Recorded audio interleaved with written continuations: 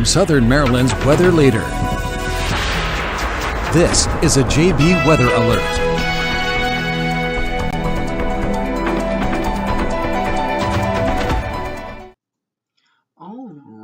And good evening. I'm Forecaster John Bordash with you in the Storm Center this evening, continuing to track the potential for severe weather across the region. It's been a hot and a humid day out there. We saw highs get well into the 90s. We saw heat indices get right around 110 degrees. And with all of that heat and humidity, we do now have thunderstorms firing up across the region. We had highlighted this potential earlier in the day. And now we're starting to see that definitely come together. And since we're so hot and so humid, the main risk with these thunderstorms, it's going to be thunder and lightning. And I know a lot of you that have already seen these storms come through know exactly what I'm talking about.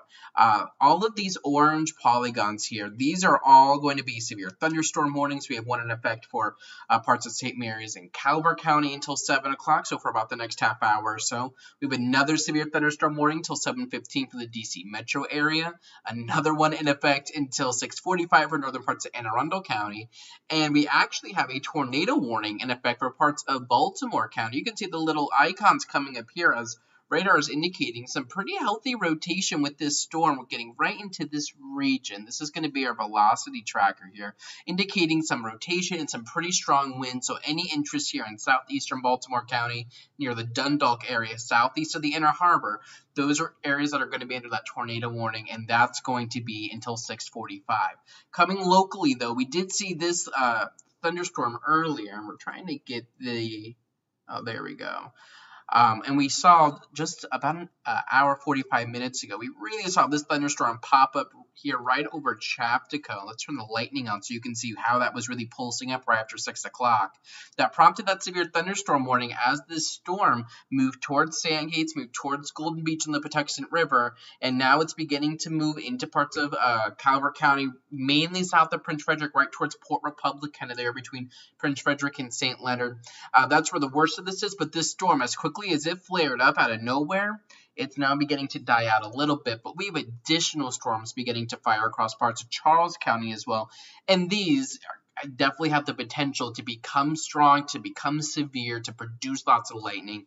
It's hard to say exactly if that will happen. These types of summertime thunderstorms, and I think you all know this, their very natures that they pulse up and pulse down, and they strengthen kind of randomly, and they develop kind of randomly. So we'll see if these storms are able to take off, but they again, could become severe. And the general motion of everything right now is to the north and east. So these thunderstorms here, these thunder showers probably is a better way to describe them, over Port Tobacco down towards the Charlotte Hall area. Those are going to be lifting northeastward.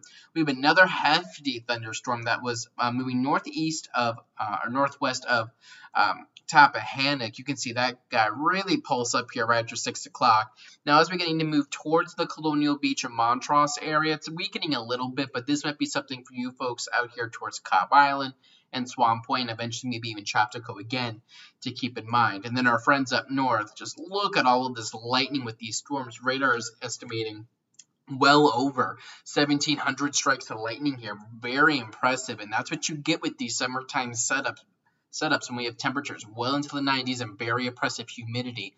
It really allows the atmosphere to become quite electric. And these storms here are all moving to the north and east. So we have a pretty hefty thunderstorm down here getting ready to move from Fairfax County into DC, then into northern parts of PG County, eventually Anne Arundel County. So any interest in Clinton, Mitchellville, Lothian, and then eventually even parts of Annapolis down towards Mayo, Shady Side. You want to keep this in mind over the next hour, hour and a half, as this entire line here continues to develop and move here to the north and east, and you can see how that is happening. The reason these storms are firing, what I want you to pay attention to is this little line right here. It's very difficult to kind of point out, but it's this right here through, that's just southeast of Rockville, north of DC. Watch as this guy, play this back. That line is moving south, and that's the outflow boundary from the first run of storms that happened well to the north.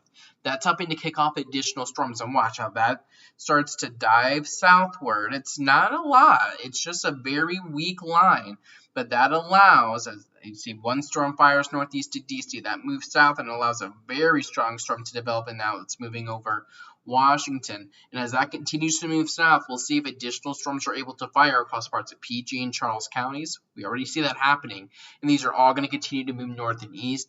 The threat of thunderstorms will likely stick around through about 9 or 10 o'clock. I don't think it's going to storm all night. Once we get the sun down and once we get some of the humidity out of here right around 10, 11 o'clock, then we should be able to see things quiet down a little bit. But until then, stay aware. I'm sure if you're down towards Ridge or Scotland, you're saying, what storms are you talking about?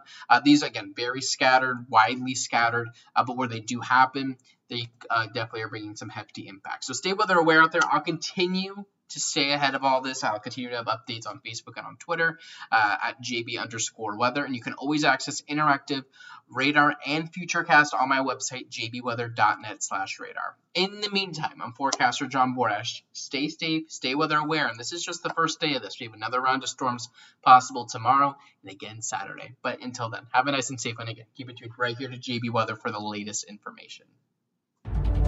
Check the forecast anytime online at jbweather.net.